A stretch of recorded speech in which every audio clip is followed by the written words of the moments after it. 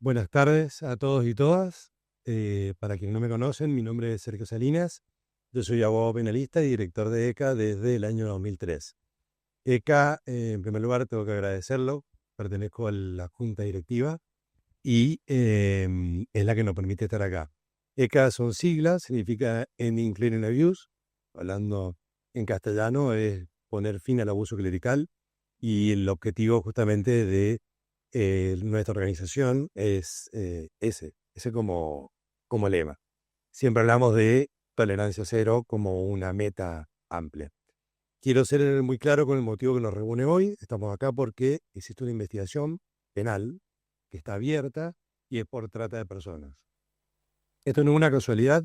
Esto surge gracias a una investigación que originalmente empieza de la mano de Paula Vistarino, que está aquí, presente de nosotros, que claramente por su propia valentía, como también por su empatía, que es fundamental, lo cual es porque tenemos el público que tenemos, se está discutiendo, lo que se está discutiendo. Quiero poner en contexto esto que estamos hablando y tiene que ver con algo que responde a una exigencia personal y una exigencia grupal. Esto comienza bajo un entorno que tiene que ver con la época que el Papa anterior, Francisco, toma una decisión frente a esta institución llamada Opus Dei. En la actualidad, esa decisión se mantiene en el tiempo, perdón por el uso del micrófono, pero van a ver que voy a hacer lo posible, se mantiene, que es la decisión de que esto no continúe como continúa, es decir, que no exista más impunidad. Esa impunidad, vuelvo, es el eslogan de tolerancia cero, pero tolerancia cero tiene diferentes expresiones, no es simplemente un eslogan. Tiene que ver con denuncias, tiene que ver con debatir, tiene que ver con lo que se conoce, y lo van a ir escuchando, el litigio estratégico, tiene que ver con rendición de cuentas, tiene que ver con muchas expresiones, inclusive hasta con reformas estatutarias, reformas legislativas, y entonces cada uno del lugar que tenemos es la idea de llevarlo a cabo. También quiero resaltar que nos acompaña aquí Sebastián Sal, que es abogado, representante de las víctimas del caso que estoy hablando. Repito, es un caso, no es una ocurrencia, es un caso penal, tiene número de expediente, está bajo lo que se conoce, para los que en Argentina usamos una sigla, se llama Protex, pero básicamente es la procuración que se dedica a la investigación de trata y explotación de personas. Es decir, hay un fiscal, en este caso 3, que llevan a cabo esta investigación y que está en juzgado. Repito, no es una discusión de 40, 50, 100 personas, que estamos hablando de una temática que nos preocupe a nosotros. Por eso, también es muy importante, y esto no puedo soslayarlo, esto también sirve para depurar lo malo de lo bueno. Acá nadie va en contra de la fe de alguien. Esto tiene que ver con una institución donde se cometen hechos delictivos y, por lo tanto, como cualquier institución, tiene que saberse por los estados modernos qué es lo que pasa allí mismo. Lo fundamental, y esto va a también ser parte de los bloques siguientes que ya los presento, es el paso del tiempo. Tenemos que poner un límite, no podemos seguir esperando y esperando y esperando justicia. La justicia tiene que ser ya. Entonces, empecemos con este foro. Voy a dar las explicaciones a los diferentes bloques, que va a ser el primero. El primero es qué es y cómo funciona el Opus Dei. El segundo, continuaremos con la ley y los abusos eclesiásticos, que es un desafío de la justicia. Por supuesto, ahí me van a escuchar hablar a mí de nuevo, y al doctor Sal y al doctor Lecour. Y en último punto, los abusos del Opus Dei y los testimonios. Por eso, entre cada uno de esos bloques de diálogo va a haber un descanso, y doy oficialmente la bienvenida. Y desde ya, muchas gracias por estar aquí.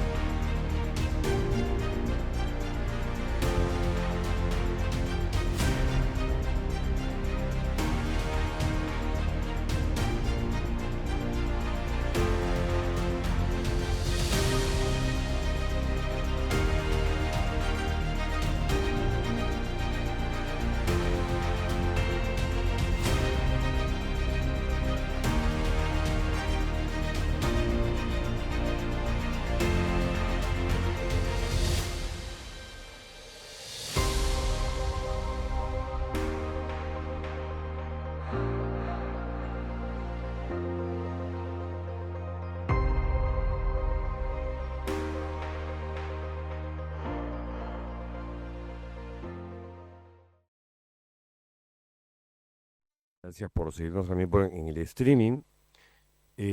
Lo primero que quiero subrayar es que estoy muy contento de estar aquí en Buenos Aires, en este evento, al lado de personas que respeto, admiro, aprecio, que he seguido.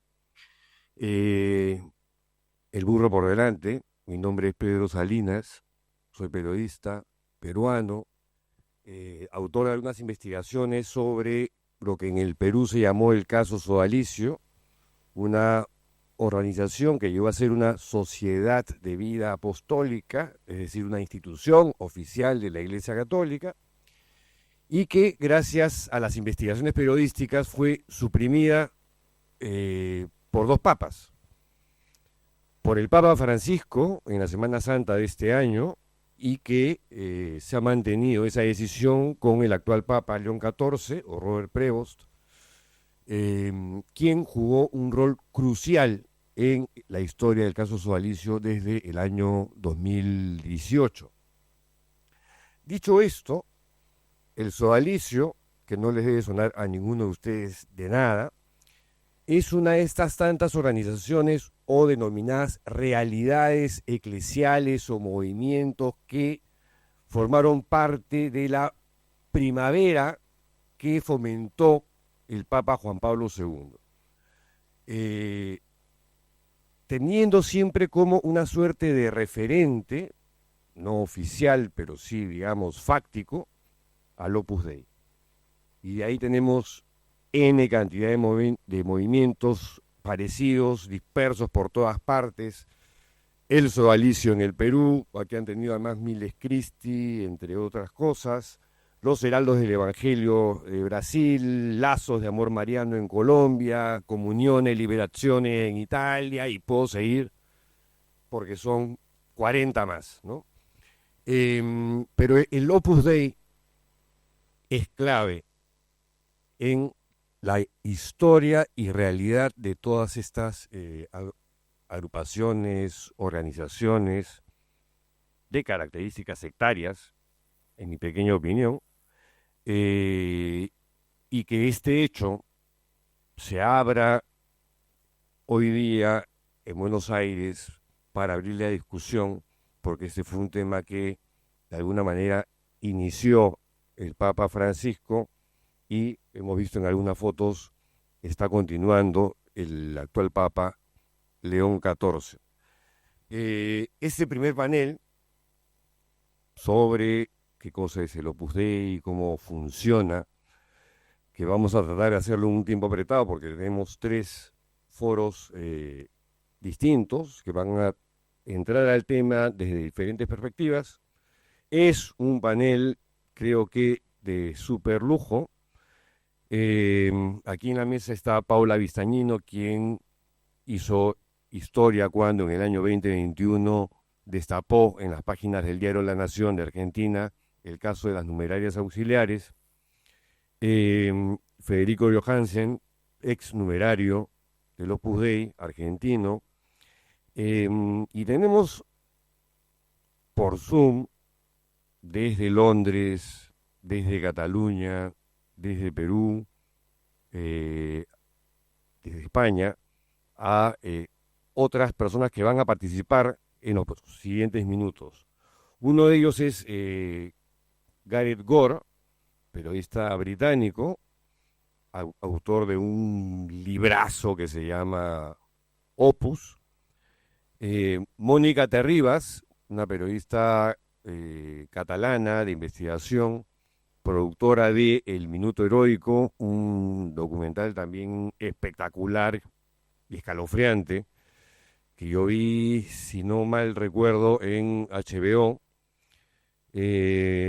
Edgar Munide, un ex agregado del Opus Dei en el Perú. Los agregados, pues, me puede corregir Federico, Paula o cualquiera de los que están acá, que son más conocedores del Opus que yo, son miembros de la familia espiritual que no viven en comunidades, pero que supuestamente practican la misma disciplina que en las comunidades del Opus Dei. Y Teresa del Romero, ex numeraria, española, y de esta manera vamos a abrir luego esta presentación. Bueno, Paula Bizañino, perdón, autora del libro Te Serviré, que también es un libro súper, súper importante, y Federico Johansen, ya lo dije, ex numerario de aquí, de Argentina. Eh, Era yo mismo, en otro lugar, en otra dimensión. Increíble, increíble. Tenemos a Gareth Ward, Juanpi, ya enlazado o no. Eh, Gareth, ¿me escuchas? Sí, muy bien. Bueno, la pregunta es, ¿cómo estás? ¿Qué cosa es? Bueno, bueno, antes que nada, muy buenos días desde Londres. Lamento mucho no poder estar con ustedes en persona, sobre todo porque aquí hace mucho frío y llueve, pero les agradezco mucho su invitación. Entonces, ¿qué es el Opus Dei? Bueno, según la propia organización, el Opus Dei tiene un único propósito. Y eso es ayudar a todos a encontrar a Cristo en el trabajo, en la vida familiar y en el resto de las actividades ordinarias. Pero para mí, estas no son más que palabras vacías, diseñadas para distraer a la gente de la cruda realidad. En mi opinión, la realidad es exactamente la contraria. El Opus Dei no existe para ayudar a los demás, existe para ayudarse a sí mismo.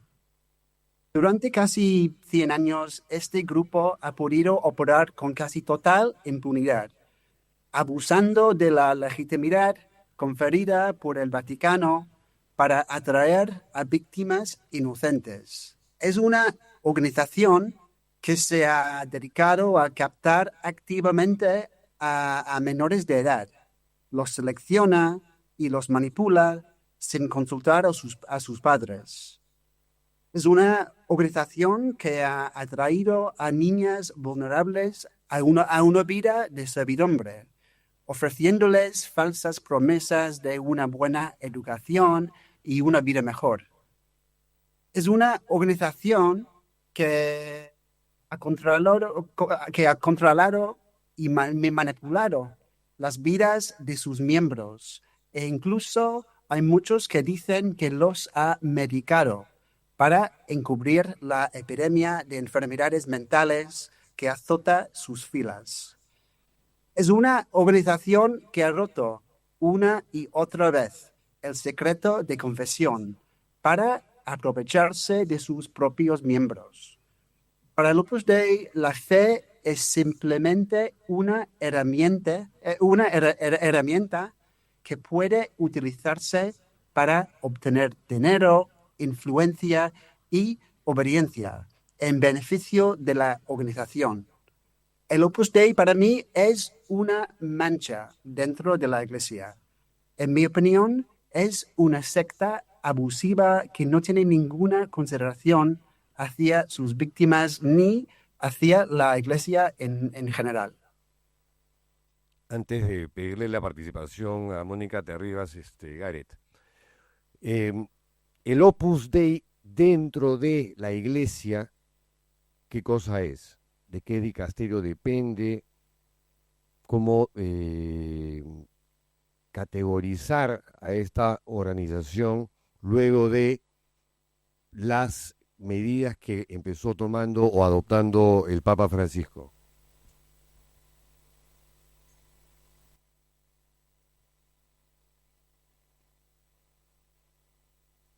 ¿Me escuchaste? No. Ah, no, una vez más, por favor. No, Sí. sí, te preguntaba cómo encaja el Opus Dei dentro de la institución católica. Actualmente, ¿qué cosa es? Porque sabemos que con Juan Pablo II se convirtió en una prelata.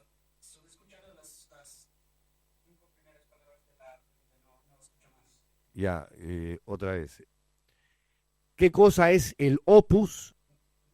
No, no escucha. Juanpi. Ahora, Gareth. Sí. A ver, pero una última oportunidad. Ya, perfecto. Ah, qué bueno. Era la última oportunidad. Gareth, no, ¿qué cosa es el Opus dentro de la iglesia? Porque con Juan Pablo II se convirtió en una prelatura personal, una suerte de organización privilegiada que no le rendía cuentas a nadie salvo al Papa, pero eso cambia de alguna manera con el Papa Francisco. ¿Qué es actualmente el Opus Dei? Oficialmente hablando. Personal.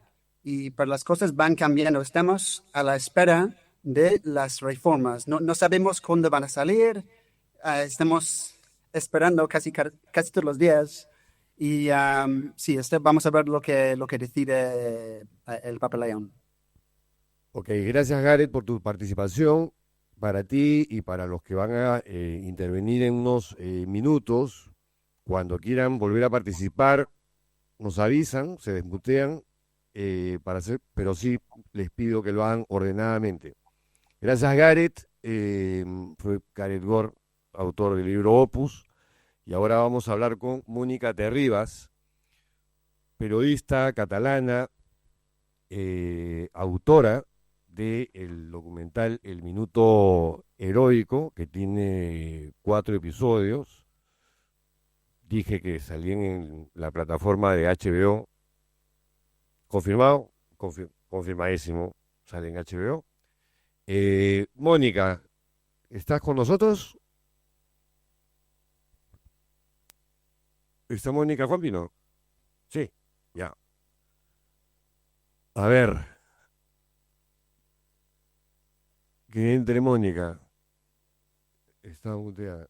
Que se desmutee. Tienes que desmutearte, Mónica, ¿Ahora me oís bien? lo que signifique y lo que signifique ¿Estáis eso. oyendo bien? Sí, sí, perfecto. Hola, Mónica. Vale. Gusto ¿Qué en tal? hablar ¿Cómo estáis? contigo de nuevo. Bueno, Igualmente, saludos. la pregunta es, ¿qué cosa es, desde tu experiencia periodística, el Opus Dei?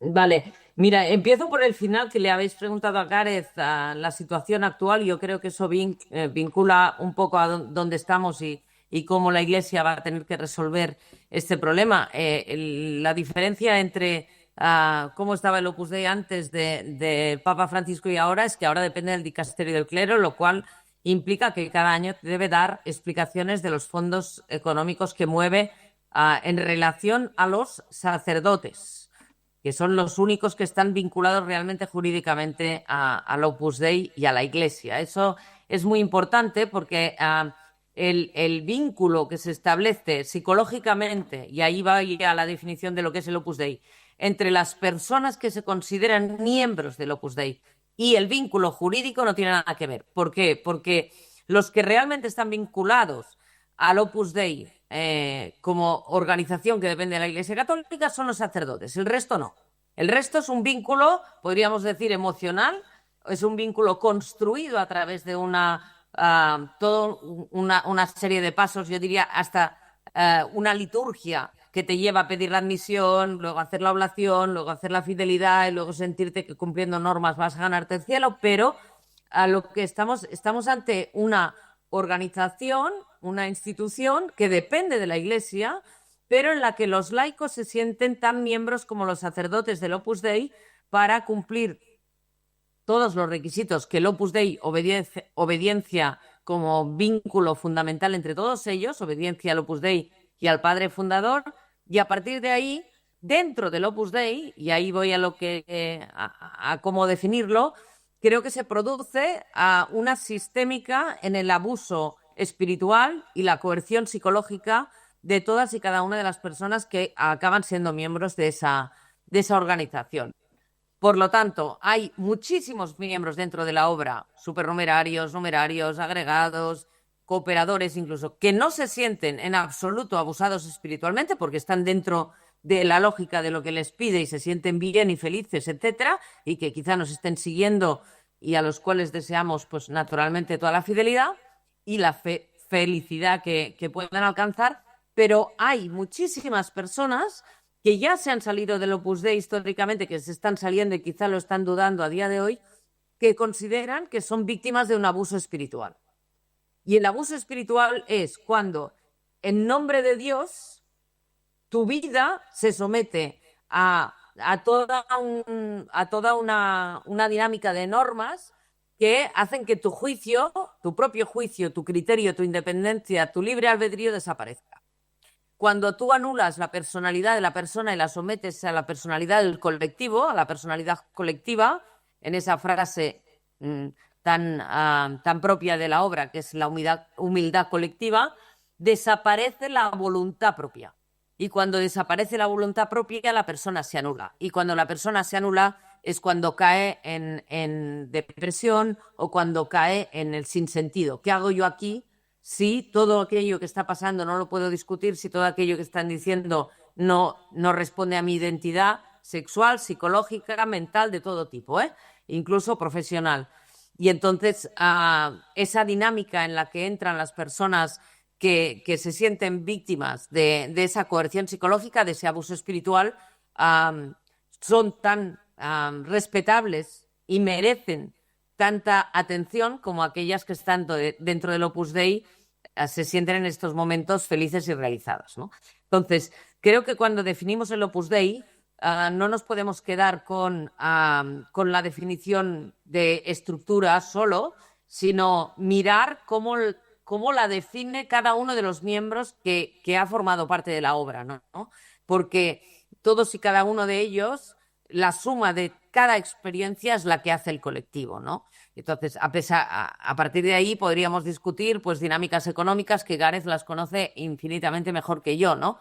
Pero el fondo del fondo es que cada miembro de la obra, por la dinámica estructural que hace pasar la institución por encima de la persona, se convierte en un instrumento de coerción psicológica y de abuso espiritual.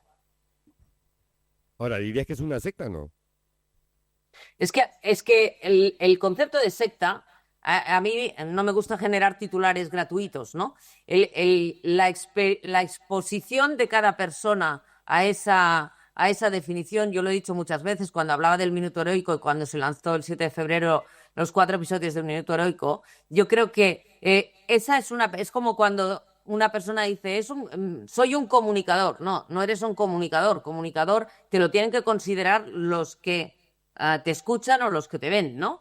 Pues en eso pasa lo mismo. Yo creo que el concepto de secta que se utiliza jurídicamente puede aplicarse a un partido político, a una empresa y a muchísimas organizaciones de la sociedad, ¿no? Y es una cuestión jurídica la que tiene que decidir si una institución es o no es una secta. Lo que es evidente es que el Opus Dei, por reconocimiento de sus víctimas, está en una situación de coerción sistemática a nivel psicológico y que eso lleva a un abuso, aparte de las denuncias que naturalmente Paula desde hace un montón de años está investigando sobre las numerarias auxiliares y que de la cual nos hacemos eco en el Minuto Heroico, ¿no? Pero aparte de las denuncias económicas y aparte de las denuncias de todo tipo, hay una cuestión de cómo el ser humano es tratado dentro del Opus Dei. Y eso, para una persona será secta y para otra no lo será. Y entonces, desde el punto de vista legal, habrá gente que lo considere, al final, veremos qué ocurre en los casos que puedan abrirse en el futuro, pero lo que se está discutiendo ahora a nivel jurídico no es si es una secta o no, es si es una organización que ha realizado abuso en trasplantar a la gente de un país a otro, ¿no? El tráfico de personas. Pero la cuestión de si es o no una secta atañe a cada país y a cada legislación en cómo lo consideren, ¿no? Una pregunta final, Mónica, antes de pasar al siguiente invitado por Zoom. En lo personal, como profesional, ¿qué sensaciones o qué impacto tuvo en ti? Es una pregunta de carácter personal, reitero. cuando elaboraste el documental de El Minuto Heroico? Cosas más fuertes A para ver, ti. yo he aprendido muchísimo de la fortaleza y de las fragilidades del ser humano, porque cada persona que yo he conocido a raíz de la investigación forma parte de un aprendizaje, ¿no? En cómo los mecanismos mentales de cada persona actúan delante de esos sistemas de coerción. Lo que para una persona, lo que para Belén es un impacto tremendo, para Alicia es otra cosa, ¿no? Entonces, cada una de las personas que son protagonistas del Minuto Heroico, las 13 y todas las que hay detrás, tienen una experiencia distinta, pero la clave está en ver cuál es el común denominador de todas ellas para saber que María, que Alicia, que Fátima, que Belén, etcétera, han sido víctimas de una estructura abusiva, ¿no? Y darse cuenta de lo que ocurre a nivel humano, ¿no? Aparte de ser una experiencia de aprendizaje importante y darse cuenta que el Minuto Heroico a mí me ha ayudado también a pensar en todas las estructuras humanas que son susceptibles de convertirse en estructuras abusivas psicológicamente, que le damos mucha importancia y y tiene que seguir así, al abuso físico, sexual, etcétera, y denunciarlo día sí día también, sin duda y sin ningún reparo, pero no olvidemos el abuso psicológico, porque tiene consecuencias de muchísimos años en el carácter de las personas, ¿no? Gracias, Mónica, por tu participación. Si quieres Solo falta- intervenir más adelante, lo puedes hacer. Ya sabes, tienes que desmutearte, como dicen por acá. Ahora tienes que mutearte, porque le vamos a dar pase a Edgar Munive, ex agregado del Perú. Edgar, si nos estás escuchando, bienvenido. ¿Qué tal, Edgar? Bueno, la pregunta que estamos haciendo para iniciar este foro es: ¿qué cosa es el Opus Dei?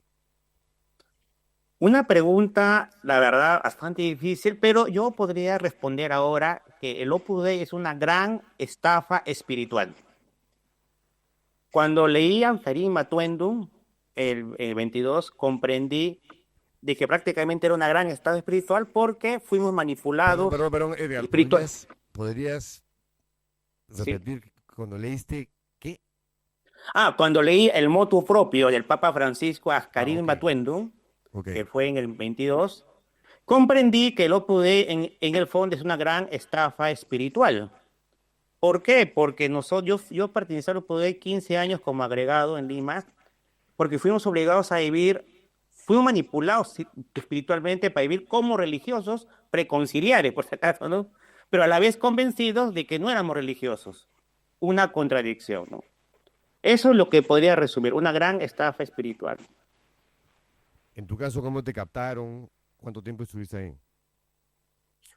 Bueno, yo conocí el Opus Dei a los 22 años. Yo estudié Ingeniería Industrial en San Marcos y ahí promocionaba un curso que era Factor Humano en la Empresa, el Centro Cultural Sama de Lima, ¿no? Y lo que llamó la atención que en ese curso, digamos, habían profesores del PAC, Programa Alta de Dirección de la Universidad de Piura, profesores de altísima calidad, el curso muy económico, pedían como carrito entero superior.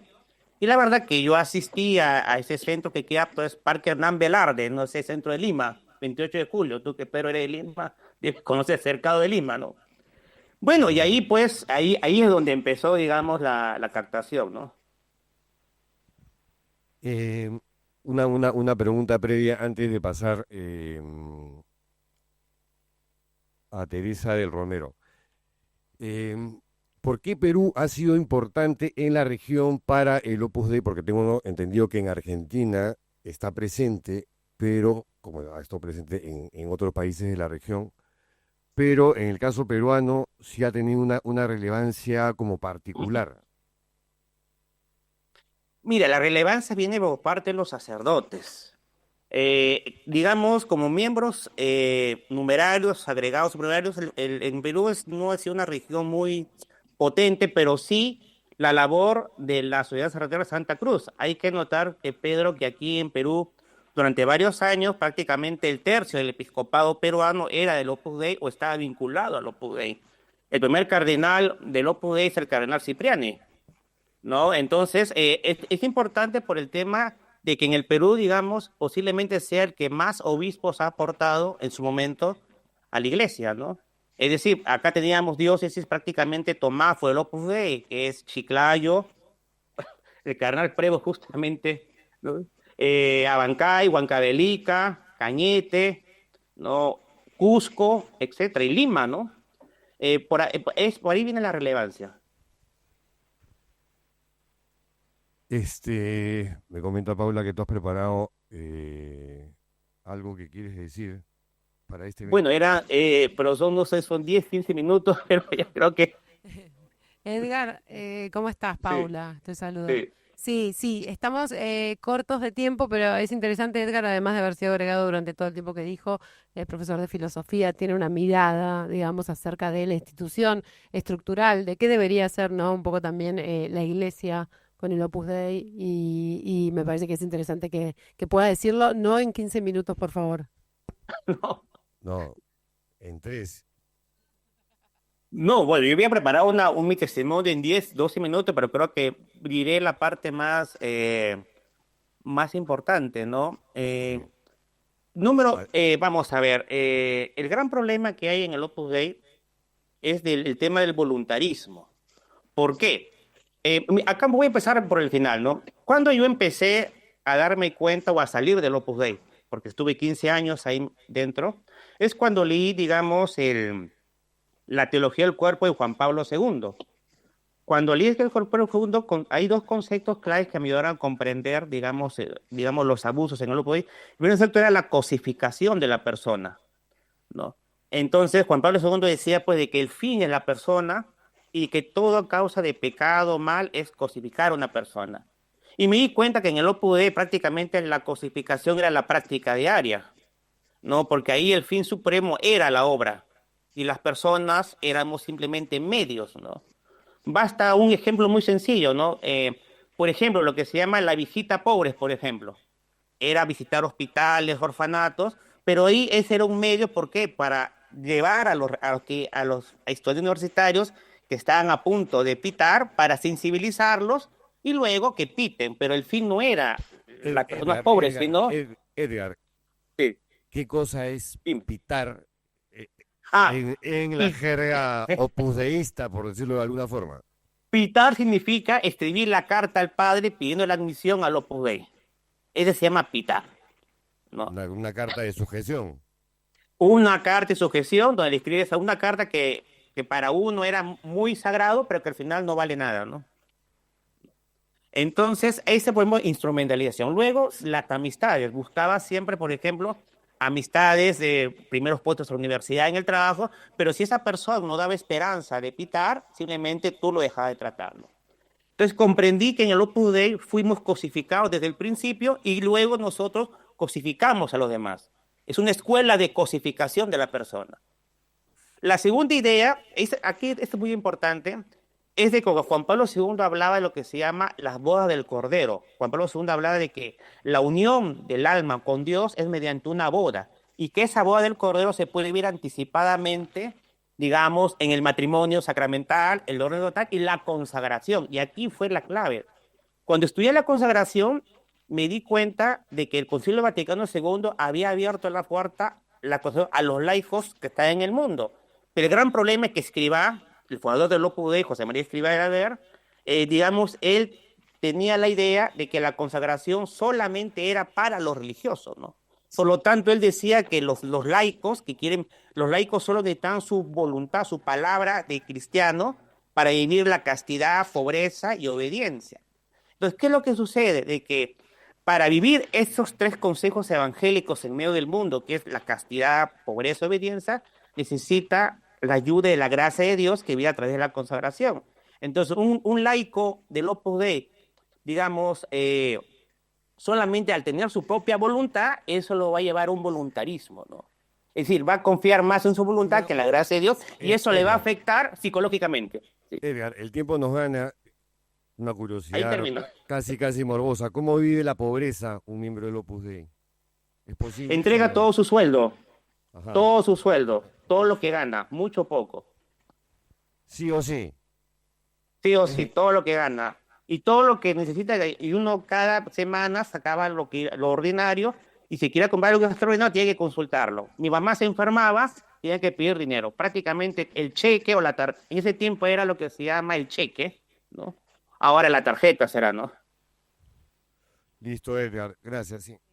Y agregar, Edgar, calculo que en Perú, como en todos lados, les hacían, además de entregar el salario, firmar un testamento. Efectivamente, cuando haces la fidelidad, no, Mónica Terriba ha dicho muy bien, ¿no? Acá un poquito, la oblación y fidelidad, yo pensaba que eran consagración a Jesucristo, pero es una consagración a una institución humana. Entonces, efectivamente, cuando haces la fidelidad, haces un testamento, ¿no? Donde firmas, le entregas a instituciones civiles, digamos, todo lo que tú tienes, ¿no? Listo, Edgar. Muchas gracias por tu participación. Ok. Te invitamos a mutear. Y ahora vamos a conversar con Teresa del Romero. Ella es ex numeraria, vive en España. La tenemos ya, Juanpi, nos está escuchando. Teresa, perfecto, sí. Bueno, la pregunta de esta parte, Teresa, además de darte la bienvenida, es ¿qué cosa es el Opus Dei para Pues, un en marciano que primer acaba de lugar, aterrizar en la Tierra? muchas gracias. Y respondiendo a tu pregunta, para mí, como miembro de segunda generación, o sea, como persona que ha nacido ya en una familia de supernumerarios y que desde que nace todo lo que conoce es ese sistema de creencias, es un sistema muy bien orquestado, muy meticuloso y extremadamente bien diseñado que se presenta como un camino espiritual, pero que funciona como una ingeniería de pertenencia que va al servicio de la institución. O sea, me parece que es una institución que está fabricada para que tú sostengas el proyecto con tu tiempo, tu culpa, tu obediencia, con tu cuerpo, en el caso de las mujeres más, mientras crees que estás eligiendo libremente. Y cuando algo te chirría, el sistema no se cuestiona, ¿no? Se te devuelve a ti como falta de fe, de humildad o de entregar. Entonces, así definiría yo el Opus Dei, un sistema muy bien orquestado para beneficiar a una institución que lo que busca es el poder. Ahora, nada, lo que viene a mi mente en este segundo es, siendo tú una ex numeraria de segunda generación, tus padres supernumerarios, me imagino que has estudiado en colegios del Opus Dei, tu entorno familiar, social, etc., ha sido el Opus. ¿Qué cosa hizo? ¿En qué momento hubo algún tipo de luz o de bandera roja en tu cabeza que te dijo, yo no puedo seguir aquí, me tengo que largar?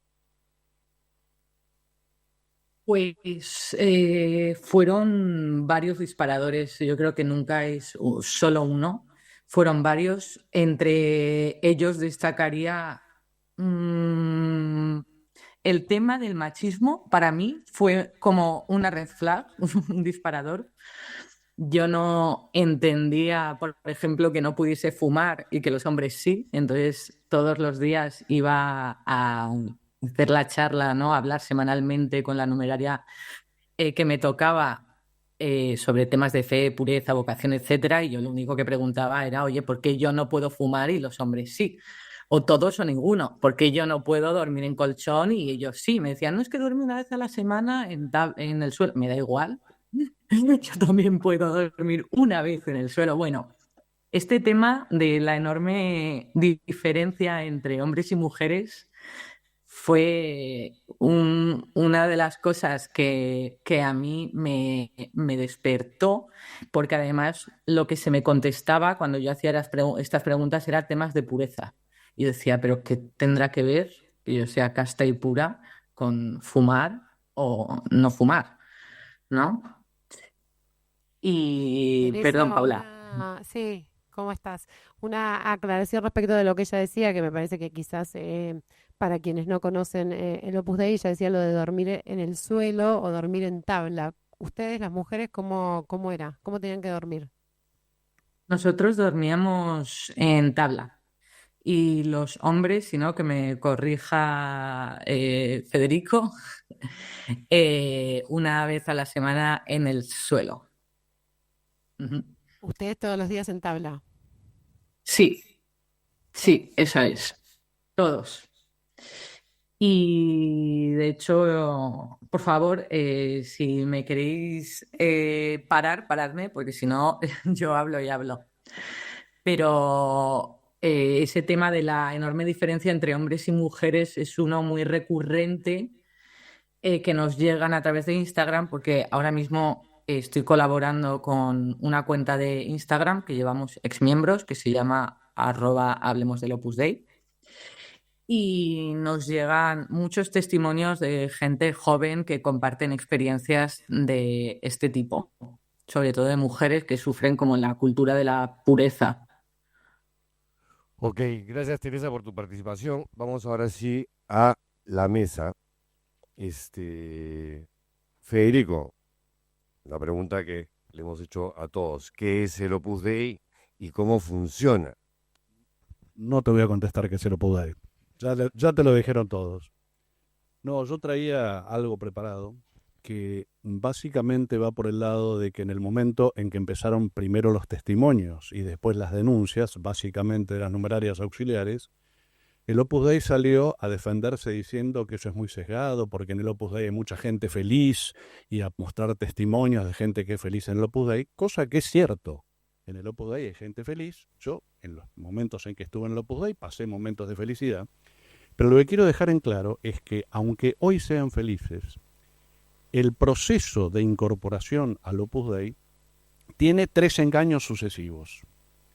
El primer engaño es que si tú quieres ser marista, carmelita descalza o palotino, vas a un lugar que dice hermanos maristas, carmelitas descalzas, palotinos. Vas a un lugar donde ya sabes a dónde estás yendo.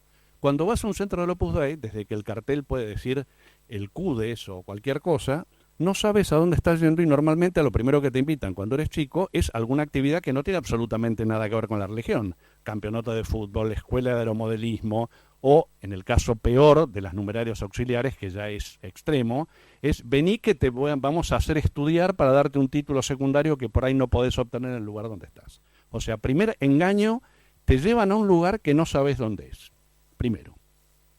Segundo engaño, cuando pedís la admisión, porque teóricamente el Opus Dei dice que uno pide la admisión libremente, efectivamente a nadie le pusieron un revólver en la cabeza para que pida la admisión, pero están mintiendo por varias cosas. Primero, porque para tomar una elección libre uno tiene que saber qué está eligiendo, y ahí tenemos el primer problema. Yo estoy segurísimo, y daría mi cabeza por decirlo, a ninguna numeraria auxiliar le dijeron, mirá, podés ser numeraria auxiliar, podés ser numeraria, podés ser agregado, podés ser supernumeraria. Cuando a mí me hicieron pedir la admisión en el Opus Dei, a mí me dijeron, mira, escribí una carta pidiendo la admisión como miembro numerario. Yo no tenía ni idea que había otros, con lo cual, si no tengo idea que hay otros, ya no hay libertad.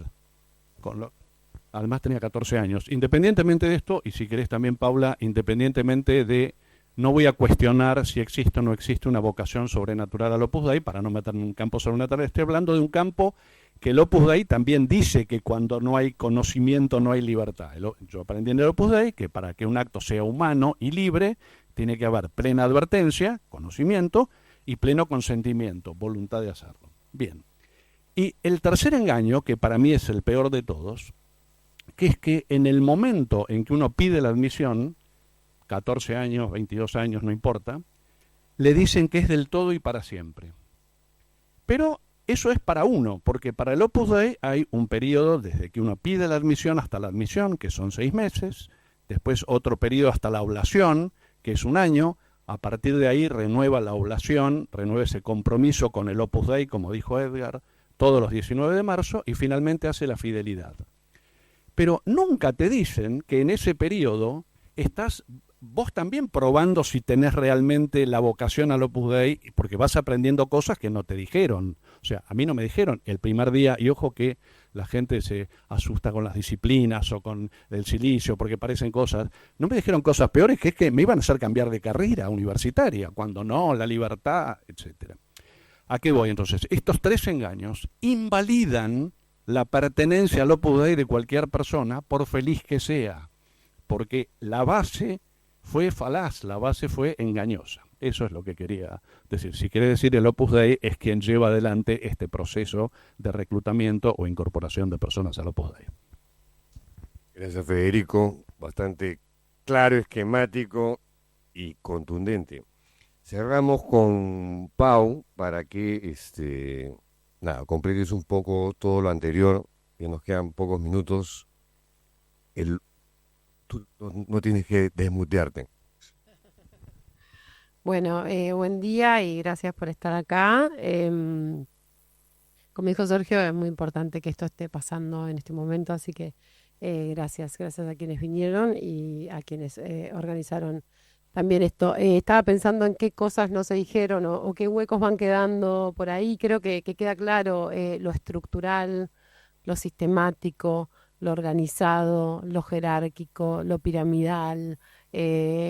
Pensar al Opus Dei, una de las primeras personas con las que yo conversé mucho, que fue una numeraria que estuvo 30 y tantos años adentro de el Opus Dei, ella me dio una definición que yo suelo usar, y es que el Opus Dei es una mezcla de secta con multinacional y con partido político, ¿no? De secta tiene esta manipulación espiritual, religiosa, psicológica de la que hablaban, este control de los cuerpos y de las mentes. Son todas cosas que uno se hace una especie de chequeo de los pasos, ¿no? Que utiliza una secta en general para captar a una persona y para sostenerla adentro y para dominarla y demás. Creo que el Opus Dei los cumple todos. Yo ahora voy a aclarar por qué no los llamo secta. Después una multinacional, porque está en 68 países, porque funciona a modo de franquicias de una multinacional, en el sentido de que uno va. Hay muchas personas que estuvieron en el Opus Dei y que están acá también, que han sido enviadas a distintos países, trasladadas entre países. En el caso no solo de las mujeres numerarias auxiliares, sino también de numerarias, que podemos hablar que son las miembros mujeres de mayor categoría, o los numerarios han sido trasladados entre países. Y digo trasladados, pues en el Opus Dei no se decide dónde uno quiere vivir, el Opus Dei te traslada, dice que para el bien de la obra o que te necesitan en tal lugar, y así han mandado desde Argentina, por supuesto, a Paraguay, a Bolivia, a Uruguay, en algún caso a México, a España, a Roma, a Kazajstán, a Australia, han mandado personas, a Suecia, y de hecho se trasladan muchas veces las personas para aislarlas de su familia directamente cuando ingresan, o en el caso de que han ingresado hermanos y hermanas, no, varones o 2 mujeres, y mucho en el caso de las numerarias auxiliares, que son las mujeres que han sido reducidas a servidumbre. En el caso de ellas, especialmente que buscaban muchas hermanas, y han entrado hasta 3 hermanas por lo menos, y en algunos casos más de 3 hermanas a tener este rol dentro del Opus Dei, captadas en sus pueblos, llevadas, después vamos a hablar de esto. Se las separaba inmediatamente, pero además, si una persona ingresaba, se la sacaba en general de la ciudad en la que estaba su familia para llevarla a una numeraria de clase media alta. Por ahí con los numerarios es menos común, porque había muchos de Buenos Aires y estaban en Buenos Aires porque es donde están los lugares de poder. Y me paso ahora a la cuestión de, decíamos, una multinacional con franquicias. Esto funciona en cada lugar, y cuando te envían, por ejemplo, a otro país, vos ya sabés qué tenés que hacer aunque estés en otro país y no estés, digamos, ni acostumbrado a ese lugar. Los centros son todos iguales, las indicaciones son todas iguales. Mónica citaba una frase hace un rato, lo de la humildad colectiva, y yo siempre cito una frase que me repitieron casi todas las personas que entrevisté, que es que en el Opus Dei se dice que quien obedece nunca se equivoca, ¿no? Y eso, para aplicarlo en que no hay nada para decir, no hay nada para cuestionar, simplemente con obedecer. Bueno, conocemos un poco, ¿no?, de qué se trata la obediencia debida, sería también, que es la idea de que uno simplemente no es responsable de lo que hace, sino lo está decidiendo, está obedeciendo, está ejecutando lo que alguien más le dice. Y cualquier cuestionamiento en general se responde de esta manera, que quien obedece nunca se equivoca, o bueno, diciendo que no es de buen espíritu hacer determinada cosa. Y la última pata, que es la de el partido, bueno, la multinacional también tiene el condimento del dinero, ¿no? El Opus Dei antes, esto me lo dijo Agustina López de los Mozos, que me gustaría nombrarla porque fue una de las primeras personas con las que hablé y me ayudó, es una exnumeraria periodista española que ha hecho este sitio opuslibros.org, donde es una gran fuente de miles de testimonios alrededor del mundo, hace más de 20 años que lo hace. Tuvo una demanda del Opus Dei por subir ahí los estatutos del Opus Dei, que el Opus Dei no da a conocer los libros que hablaban del Opus Dei, y el Opus Dei le hizo una demanda que lamentablemente se la ganó y hubo que bajarlos. Pueden entrar ahí y ver que dice, esto no se puede leer porque no puede estar publicado, pero digo, quiero nombrar a Agustina López de los Mozos porque ella también me dijo esta frase, ¿no? El Opus Dei tiene de todo, pero lo que más tiene es dinero. Y sin duda tiene dinero. Y ha manejado bancos y maneja empresas y tiene un patrimonio inmobiliario hecho en base a esta, podríamos decir, extracción de bienes, ¿no? Inducido por esto que decíamos, por la voluntad, la idea de firmar un testamento, entregar el salario completo, cuando hablamos de personas que en general se las busca y que son de clases medias y altas. Esa es la otra pata, y la última es la de partido político. ¿Por qué? Porque tiene vocación de poder, que lo puse ahí. Porque busca ocupar espacios de poder, porque busca ocupar en el Estado y en lo privado, busca ocupar lugares de poder, por un lado económico, político, le interesa, y por eso creo que esto traspasa lo que pueda interesarle a quienes fueron parte del Opus Dei o quienes fueron afectados o afectadas por el Opus Dei, y nos interesa a todos y a todas, digamos, como parte de la sociedad, porque el Opus Dei está en un montón de lugares que, como decía Federico, no vemos, no conocemos, porque están operando de alguna manera, ¿no? En el Congreso de la Nación, por supuesto, en la política, también en el sistema económico, ni hablar en la justicia, por supuesto. Es la especialidad de ocupar esos lugares, y por eso son laicos y no personas religiosas que no podrían estar ocupando esos lugares. Pero, y me interesa para no extenderme, bueno, Gareth sabe muchísimo de lo económico, de los movimientos de dinero, no llegamos ahora con eso, pero me interesa cuando decíamos lo de la palabra secta. Hay casi todas las características del Opus Dei podrían definirse y son iguales a, hay un sistema que está investigado y estudiado, digamos, sistematizado, que es todos los pasos que en general da una secta para esto: captar, manipular, someter a las personas, ¿no? Y lograr el manejo de sus mentes y de sus cuerpos y demás. El Opus Dei, si no tiene todas, tiene casi todas. Y sin embargo, yo considero que no podemos llamar secta a una institución que pertenece a la religión más popular y legítima que hay en nuestro país y en nuestros países y prácticamente en el mundo, que es la Iglesia Católica. Porque el Opus Dei está inscrito en la Secretaría de Culto de la Argentina, por hablar solo de la Argentina, porque el Opus Dei todo el mundo sabe que funciona y está ahí. No es que a alguien se le ocurrió a la vuelta de casa hacer una organización y salió a convocar gente, sino que esto está legitimado y habilitado por la Iglesia Católica. Más allá de los engaños de los que podríamos hablar respecto de qué estatutos presenta el Opus Dei a la Iglesia Católica y demás, la Iglesia Católica le dio nada menos que el lugar de prelatura personal, la única de la Iglesia Católica, la única con esos privilegios.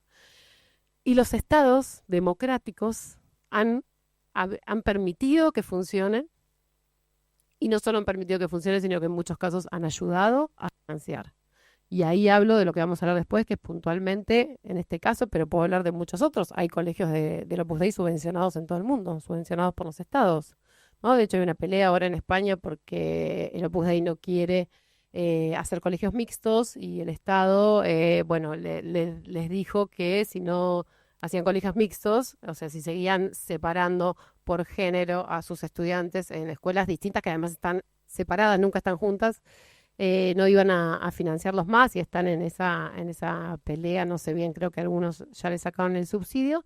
En el caso, por ejemplo, de la llamada Escuela de Mucamas en la Argentina, desde el minuto 1 en el año, arrancó con una preescuela en el 66, durante la dictadura de Juan Carlos Onganía, con planes de alfabetización a los que se acogieron, tenían personas conocidas, ¿no?, en el Ministerio de Educación, planes de alfabetización, y después consiguieron como los subsidios plenos, y pagaban el 100% de los salarios docentes prácticamente, con plata del Estado. Y lo hicieron hasta 2015, cuando esa escuela fue cerrada en Bellavista, en Partido de San Miguel. Esa escuela tenía, a veces pasaba, voy a decir esto, no me voy a extender, pasaba a merendar el director escolar del distrito escolar, pasaba a merendar por la chacra donde funcionaba la escuela de Mucamas, y le preparaban una hermosa merienda y pasaba el supervisor, saludaba, merendaba, se iba. Y en esa escuela había menores, mujeres, que en un rato vamos a contar bien la historia, que son las protagonistas de esta denuncia. Entonces, bueno, me parece que es importante mirar al Opus Dei, como creo que también hay que mirar a cualquier institución religiosa, en este caso como parte de la Iglesia Católica, con la espalda que la Iglesia Católica le dio. Creo que el Opus Dei se aprovechó de la Iglesia Católica porque en muchos casos fue y se acercó a las personas en nombre de la Iglesia Católica y luego les dijo: yo soy el Opus Dei, no de entrada. Y que los estados también lo han permitido, y sucedió no solo en dictadura, sino que también sucedió en democracia, y hasta antes de ayer, no, hasta hoy. Hoy todavía hay personas que viven en casas, centros del Opus Dei, de la manera en la que lo estamos contando. Te tengo que mutear. Sí. Brevísimo, Edgar. Así es, sí. Ok. Gracias, Edgar. Bueno, yo sé que soy consciente, muy consciente, de que hay muchísimas cosas que se han quedado en el tintero, cosas por precisar, por ajustar, cosas que no se han podido decir por una razón de tiempo. Pero a la vez quiero destacar que este primer módulo de este foro ha sido sumamente importante para mí en lo personal, porque sigo esos temas, y lo que hemos tenido desde Gareth hasta Paula es una suerte de Liga de la Justicia especializada en temas del Opus Dei, que ha sido un lujo verlos a todos juntos en un evento así. Me siento privilegiado de moderar, aunque soy consciente también que tengo que ser un poco tirano por razones de tiempo.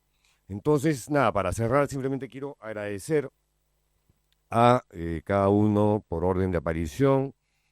Gareth Gore, periodista británico, autor del libro Opus; Mónica Terribas, periodista catalana, productora de El Minuto Heroico; Edgar Unive, ex agregado del Opus Dei en el Perú; Teresa El Romero, ex numeraria de España; Federico Johansen, ex numerario de Argentina; y Paula Vistañino, periodista argentina, autora de Te Serviré.